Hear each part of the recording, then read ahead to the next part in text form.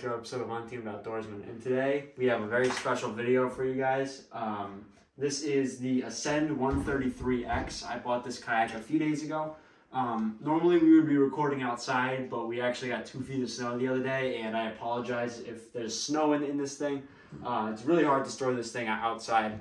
But I'm super excited for this summer to really be rigging this thing out and really be turning it into my own kayak build. We're actually going to be doing a multi-part series on this kayak, doing each step of the rigging for you to show you what we're doing and how we're doing it. But it's going to be really creative, it's going to be really fun. So I just wanted to give you my first impressions and a general overview of this kayak. This kayak retails, did you want to show them? This kayak retails for $1,200 right now, and I'm going to assume that that price is going to go up. So get it while you can. But yeah, it's definitely an upgrade over my Catch 120 that's been in all my previous videos. I just figured it was time for an upgrade. Considering I'm going to want to take fishing a little bit more seriously and a little bit more tournament grade kayak fishing, I think this will do the job a little bit better. But just starting from the front of the kayak, we're going to work our way down. To start out right away, we get these really, really big handlebars because this kayak actually weighs 125 pounds bare. So this is extremely heavy for nothing, not to mention a trolling motor or a battery, any of that stuff. It's going to get really heavy. So it's going to be really nice to have these really strong handlebars on the front and on the back. And now this is why a lot of people buy this kayak in general, is going to be this front trolling motor or pedal trolling motor, whatever you want, mount. So you have 6 screw plates right here. You can screw in whatever plate you need to rig up a foot pedal trolling motor or a remote control trolling motor. It's a perfect mount to do so. If you want to do it in the back, there's going to be an option there as well. We'll get to that. So yeah, this is really important. You don't see this on a lot of kayaks nowadays. So that's really big. You don't see that a lot. Moving down, you got these sort of footrest things. They're a little wet because of the snow, but just a little bit of grip for your feet if you need to like bring the kayak or bring the trolling motor up. Moving down, you got, I don't want to open it because there's water in it, but you got, this is an outlet for your trolling motor right here. This is going to be a dedicated for your trolling motor. And this is just a general accessory. So I'm again, not going to open it up. But it's just if you want to plug in like your fish finder up here, this is the outlet to do that. And then right here, this is a screw in. So it's, you can't like just pop it out, pop it in and out like you normally would with a dry box. But this is if you need to get inside of this to maybe access this plate or access the wiring behind here.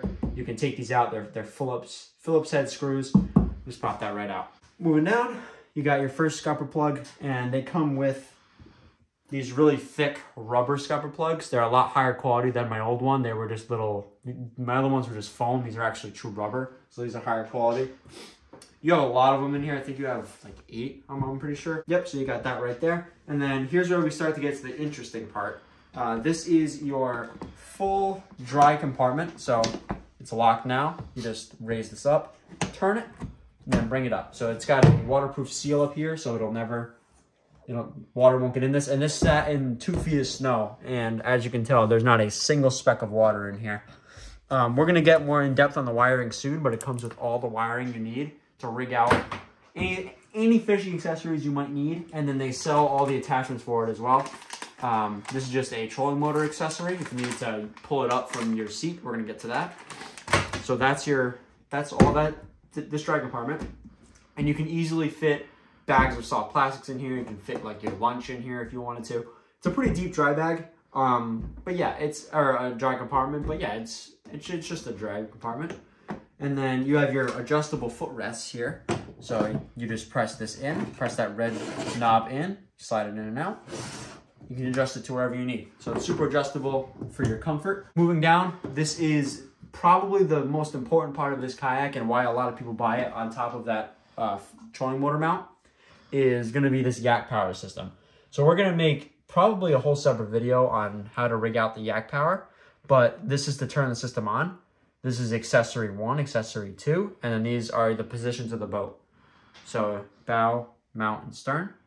And then it's going to be right there for you. And then you can turn these on. There's no battery rigged up to it, but you would turn these on to turn on each outlet of the boat. And yeah, so that's going to be really interesting. That's perfect for rigging up a fish finder or rigging up your trolling motors or even just rigging up any accessories you might need or even a phone charger or something. You could rig it up in this system. So you start with the rail mounts. On this section here, you got 2 rail mounts. This is going to be for your fish finder or any accessories. If you wanted to add like, I don't know, like a paddle holder or something like that, you can add it here. And then, so this kayak, my old one had 4 rod holders. This one only has 2, but it makes up for it in this rod, very conveniently placed rod holder. So it's not necessarily one that sticks up, but you just put it, it's a little hole here. It's meant to fit your reel or whatever you may need. This is a Guggen muscle rod. So it's 7.5 heavy, it's a super long rod. As you can tell, fits comfortably in here, no issues. It goes all the way back over here, fits with no issues. It's super, super convenient right here. You can just grab it. And these are your handles. I don't recommend ever lifting up by these handles because that might be how you break the kayak. But these handles are great for tying down to your bed. If you run a truck or you're gonna do a trailer and you need a place to tie down, these handles can do that for you. I would recommend this handle and that front handle we previously talked about to properly tie down to your bed. And probably a bed extender too. I have one just in case, but I have a bed extender on there just for the extra bit of support. And then we're going to move on to the seat. This is apparently a new design seat for this year. It used to be an old design seat, but this is the new one. It's super plush. You have a very, very plush head area, head to lower or upper back area. Super plush right here. Really comfortable. This is a super comfortable seat. My old one was comfortable too, but I just have a good feeling this is going to really be comfortable on the water. It's very soft, very, very plush. And then right underneath this comes with the kayak. It's an underseat storage. This is probably the thing that I'll use the most. Honestly, out of all of these, I'll definitely be using this the most. It sounds dumb, but this is perfect if you need to like throw a soft plastic in here. It would be the perfect spot to do it. It won't be hanging out in here and all of that stuff. So it's a great way to just conveniently put something like a pair of pliers, scissors, any of that stuff. Be perfect for that. So on the last section of the kayak here, we have 2 water bottle holders here. So this can easily fit just your normal plastic water bottle, whatever you may need, drinks, all that stuff. So you have your 2 rod holders that we previously talked about. I have 2 main ones, and this is just a quick way to put the rods in. We actually made an upgrade for these already, so we won't actually be using these. We're going to be using a different way. But then when you get over here, you're going to notice there's this big divot here. This is actually the little cutout for your battery. So I would probably recommend a 27 size battery for this kayak, considering you're going to be running a lot of trolling motors and a lot of fish finders and a lot of accessories, and it's meant to do this. I would recommend a 27. You probably get away with a Group 24 size battery, but 27 would probably be the way to go. And you have your 2 holes here to prevent water from getting in there. I would recommend getting like a Minn Kota case for your battery, just so you don't get any water in there or anything like that. But you're probably wondering how you rig up your battery to the actual kayak. This opens up. It's the same outlet as your one up front for your trolling motor. This is just how you plug into the kayak so you can power the whole system. This is the command center basically for your power. It's going to be right here.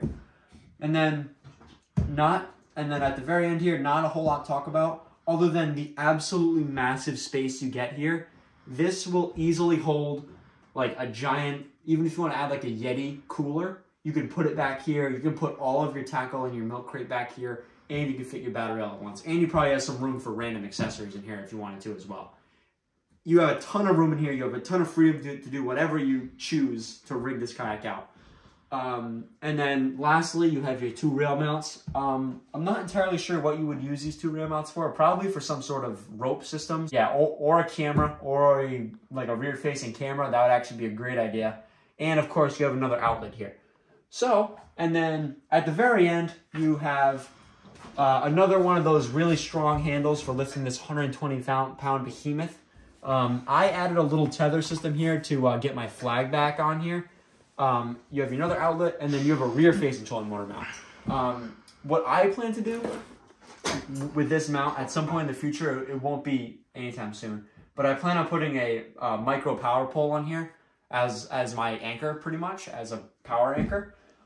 So yeah, that's going to be a great upgrade right there. But like I said, we're going to be doing a multi-part series on this channel. This is sort of the introductory video to it, where we do each rigging thing. So we're going to make a mount for that front trolling motor to use a rear one, just so it's a little bit less expensive.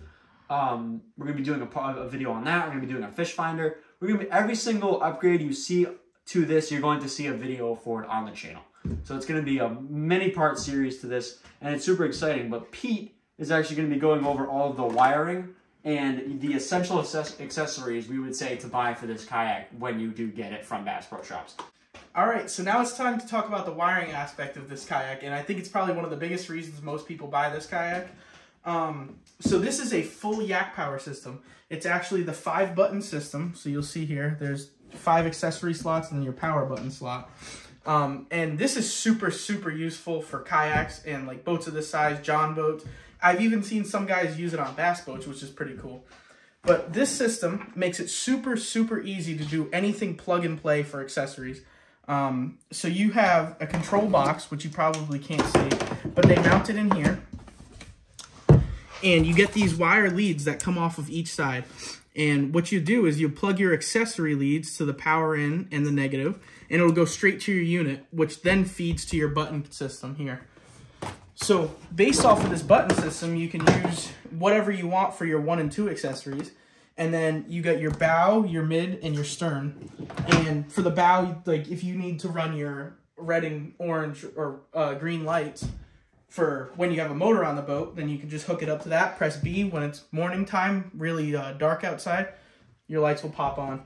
But this system it's super simple, but I feel like a lot of people just don't have a lot of experience with wiring. So when we do the video fully rigging his fish finder and other accessories, I'll do as much in-depth as I can. I'll answer any questions if you guys have them. But I'm just going to go over what the boat came with for extra accessories for wiring. So first off, you get another port to plug into. So we're probably going to mount this one somewhere over here for his fish finder. That way it's just an easy plug and play. This side will go back to his control unit box, and then it'll work off of one of these 2 switches here, whichever one he decides to run it off of.